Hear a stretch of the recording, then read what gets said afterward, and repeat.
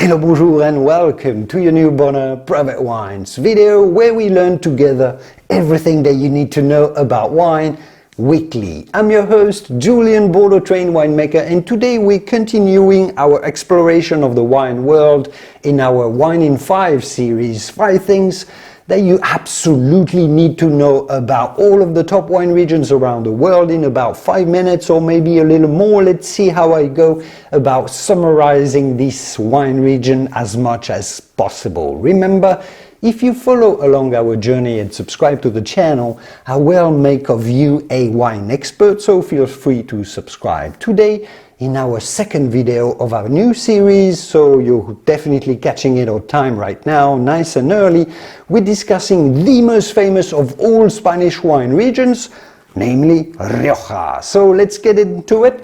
While they wine, we wine.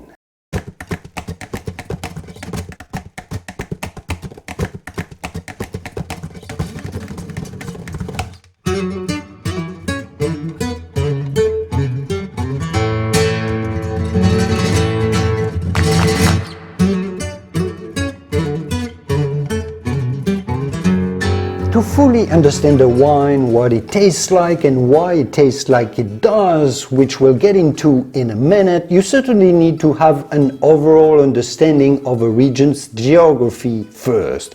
Rioja is located in northern Spain, not far away from the border with France in fact, so it's cooler than most other parts of Spain, being quite close to the Atlantic Ocean. But Rioja is protected from too many clouds and rains thanks to the sheltering Cantabrian mountains, so the region spans 75 miles, resulting in a relatively diverse climate, different topographies and soil types, which we'll get back to in a minute. It's quite a large region indeed.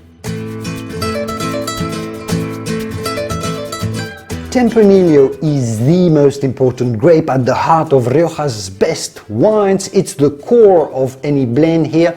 It makes abundantly fruity, relatively light wines for Spain, so let's say with more finesse than pure power, which is why Rioja is so appreciated by wine connoisseurs. Tempranillo has a special affinity with oak aging. A typical and traditional Rioja will then be a blend of mostly Tempranillo with some Garnacha that adds body.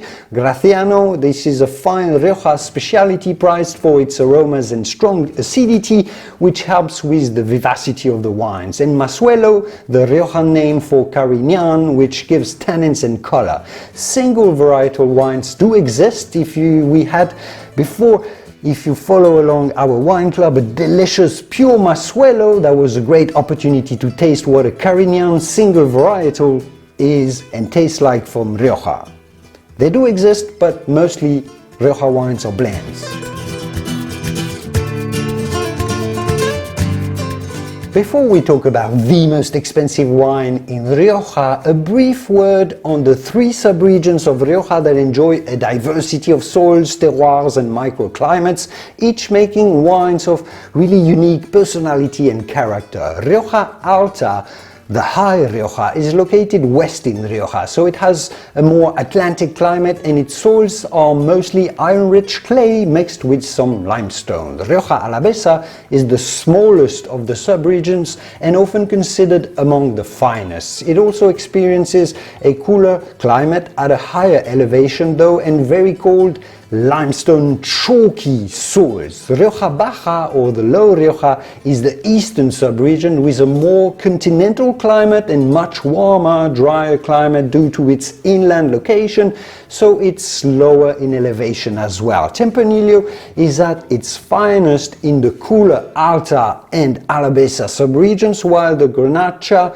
Grenache and the Carignan are bigger and better because it's warmer at the lower Rioja Baja area.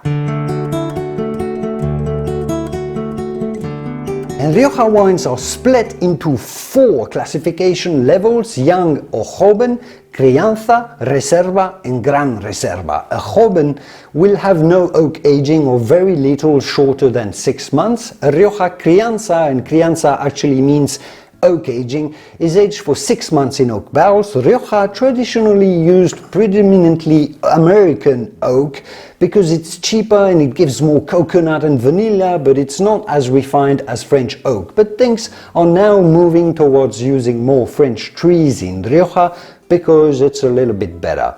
Reserva wines are one of those greater quality wines that needs to be aged for at least 3 years, with one of those years being in oak barrels and then 2 years in bottle before you can actually buy it. Gran Reserva wines must be aged for a minimum of 5 years, with 2 of those years being within an oak cask or a barrel.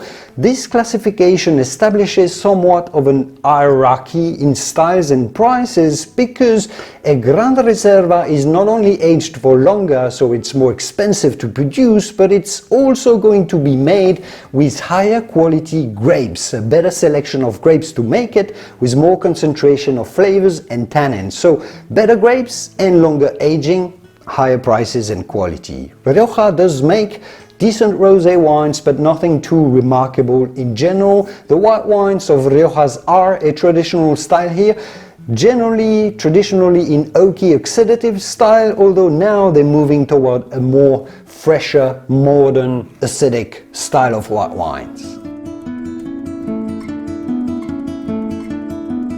The most expensive Rioja wines are number 3, Álvaro Palacios Quiñón de Valmira. This is a single vineyard made with Garnacha and 10% other traditional varieties, grown at 600 meters in altitude, so quite high, fermented with some full clusters with indigenous yeasts, great attention to detail in the winemaking, that sells at around $450 a bottle. Number 2 is Marqués de Riscal Frank Gehry Selection, an insanely precise selection of 80-plus-year-old vineyards of Tempranillo, sorted berry by berry at about $550 a bottle. And the most expensive Rioja wine is Sierra Cantabria Magical, made from a small 3-acre vineyard spared from the phylloxera crisis at the beginning of the 20th century that gives birth, I'm told, to an incredible wine that you'll need to spend about $800 a bottle to be able to taste it.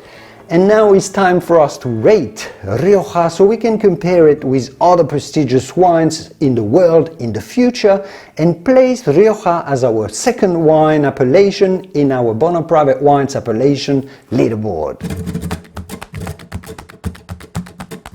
Quality gets very high in Rioja, but it's a massive wine region that also produces a lot of fairly cheap vino. You essentially pay for what you get, as we'll discuss more about in a second. It gets a 7 out of 10. Prestige is high, being by far the most famous Spanish wine region, so if you pull out a bottle of it, chances are many won't exactly know whether you bought an expensive one or a cheap vino.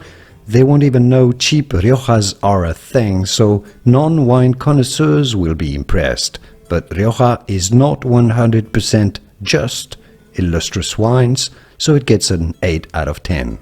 Prices of Rioja wines are solid, but even the most expensive ones we discussed aren't nearly as high as many Burgundy wines or many top Bordeaux, or even compared to many California wines. Again, it's inconsistent and nothing too legendary here, so it gets a 6 out of 10. Rioja wines aren't very scarce at all. Most famous bodegas are big, they often buy a lot of grapes from thousands of wine growers or hundreds, and many produce millions of bottles. Top single vineyards can be rare, but they're not always that famous or in demand, so we have to go with a 5 out of 10. Finally, our quality-price ratio. If you buy a relatively affordable Rioja, not one of the top ones, is it going to be any good value? Generally, yes. And again, you get what you pay for, and I find Rioja to be very consistent in the correlation between quality and price. It's one of Rioja's strong features, I would say. A very cheap Rioja is not the best value because you pay for the name a little bit, so it's more expensive than a region that is not that famous, but from $20 to $30 upwards, quality-price ratio compared to other regions gets pretty good, so they get an 8 out of 10. And our grand score is 34 out of 50 points. Rioja today was our second appellation on our leaderboard, and it's just not as consistent as Pauillac in Bordeaux, but if you want to see how wines like Champagne, Châteauneuf-du-Pape, Burgundy or Napa wines compare in the future, make sure to subscribe to never miss any other upload, any new upload from us. Keep watching the channel to learn more about wine. Here are a couple of videos that I absolutely recommend watching next, and I will see you soon in the wonderful world of wine. Cheers!